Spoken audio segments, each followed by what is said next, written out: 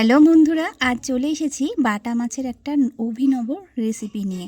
আর এই রেসিপিটা ঘরোয়াভাবে খুব তাড়াতাড়ি কিন্তু করা যায় আর খুব সুস্বাদু এবং সবার মন জয় করার মতন একটা রেসিপি। তো চলো দেখে নেওয়া যাক রেসিপিটা। তো বাটা মাছ নিয়ে নিয়েছি, দেখো বাজার থেকে আনা একদম ফ্রেশ আর একদম টাটকা মাছগুলো। নুন হলুদ মাখিয়ে নিলাম, একদম সুন্দরভাবে ধুয়ে। আর প্রত্যেকটা মাছের গায়ে কিন্তু সুন্দরভাবে নুন হলুদটা একদম সুন্দরভাবে মাখিয়ে নিচ্ছি। তো এই রেসিপিটা তোমরা চটজলদি করতে পারবে আর খুব সুস্বাদু হবে। একটু অন্যরকম, তো অন্যরকমটা কীরকম সেটা একটু দেখে নাও। কড়াই গরম হয়ে গেছে, তেল দিয়ে দিলাম। আর এই কড়াইতে কিন্তু তেল খুব তাড়াতাড়ি গরম হয়ে যায়, তো আঁচটা একটু কমিয়ে কমিয়ে তোমরা ভাজতে পারবে, অসুবিধা নেই। তেলের ওপর একটু নুন দিয়ে দেবে, তাহলে কি হবে, মাছটা কিন্তু কড়াইতে লেগে যাবে না। আর মাছগুলো কিন্তু আমি দিয়ে দিচ্ছি তেলের ওপরে। একটা একটা করে মাছ কিন্তু সুন্দর করে ভেজে নেবো এপিট ওপিট করে। তো একদম লাল লাল হবে আর সুন্দর কিন্তু ভাজা হবে। দেখো আমার ভাজা কমপ্লিট। আর আমি তুলে নিলাম একটা একটা করে মাছগুলো তেল থেকে। আর এই মাছগুলো করার জন্য মিক্সি নিয়ে নিলাম, আর তাতে কিন্তু একটা পেস্ট বানিয়ে নেব। সর্বপ্রথম দেব সাদা সর্ষে। সাদা সর্ষে দিয়ে নিচ্ছি, দেখো সাদা সর্ষে 2 চামচ, ঠিক আছে।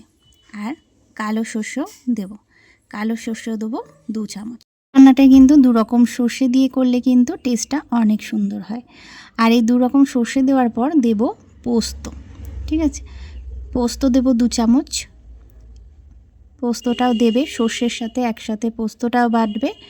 আর এই 2-3টে টুকরো মতন আদা দিতে হবে। আর দেব কাজু, 5-6টা মতন কাজু দেব। কাজুটা অপশনাল, তোমরা চাইলে নাও দিতে পারো, কিন্তু দিলে কিন্তু মাছের টেস্টটা দ্বিগুণ হবে। আর তার সাথে কাঁচা লঙ্কা দেবো 4টে। আর তার মধ্যে সর্ষের তেল দেবে। এই পেস্টটাই কিন্তু অবশ্যই সর্ষের তেল দেবে আর একটু নুন দেবে। নুন তো আমরা সমস্ত বাটাতে দিই, কিন্তু সর্ষের তেল দিই না। সর্ষের তেলটা কিন্তু এই বাটাটায় দেবে পেস্টটা করার সময়। তার মধ্যে জল দিয়ে পেস্ট করবে, দেখবে কি সুন্দর হবে পেস্টটা। আর একদম সুন্দর মোলায়েম হবে এই সর্ষের তেলটা দেওয়ার জন্য। তো পেস্ট করা আমার হয়ে গেছে। আর ওই যে তেলটা ছিল মাছ ভাজার তেল, ওর মধ্যে কালো জিরে ফোড়ন দিলাম, দিয়ে টমেটো দিয়েছি একটা। টমেটোটা দিয়ে একটু নাড়াচাড়া করে টমেটোটা ভাজা হয়ে গেলে, আর এই যে পেস্ট করে রেখেছিলাম সর্ষে পোস্ত পেস্ট, ওই পেস্টটা দিয়ে দিলাম। আর কি সুন্দর নাড়তে নাড়তে কালার আসছে, দেখো তেল ছিঁড়ে সর্ষে পোস্তটা কিন্তু কালার এসে গেছে। এইবারে দেব জল, অল্প পরিমাণে জল দিয়ে দেবে। মশলাটা ফুটে গেলে মাছগুলো দেবে, আর নুন দেবে পরিমাণ মতো।